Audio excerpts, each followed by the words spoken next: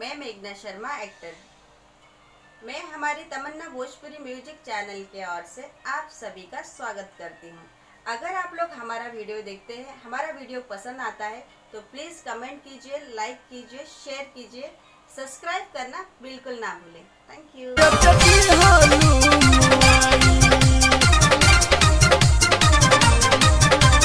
Music by Guddu Kaki.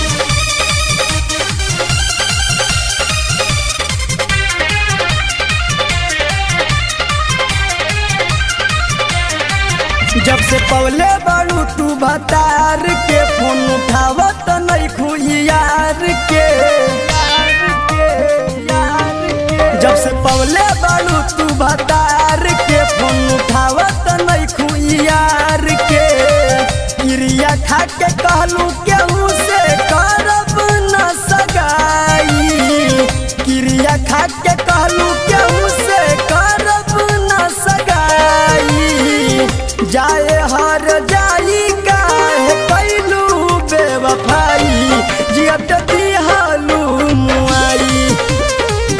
जाए हर जाई काहे कैलू बेवफाई, जियत दिहालू मुआई। जियत दिहालू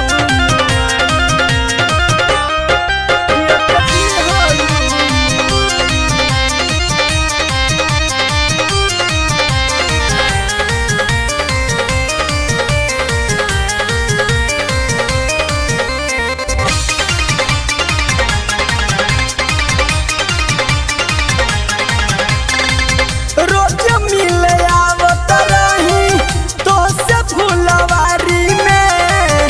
देत रहू किस हमके धक्के कवारी में। हाँ। रोज मिले आवत रहू हमसे फुलवारी में। देत रहू चुमा हमके धक्के कवारी में। पियावा के पाके साचो गईलू भुलाई। पियावा के पाके साचो गईलू भुलाई। जाए हर जाई काहे कैलू बेवफाई, जियत दिहालू मुआई। जाए हर जाई काहे कैलू बेवफाई, जियत दिहालू मुआई। जियत दिहालू मुआई। जियत दिहालू मुआई।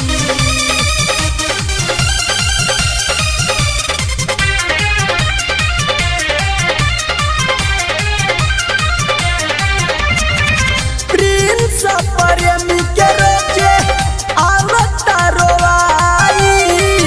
दिलवा के दर्द बोला के करा से बताई।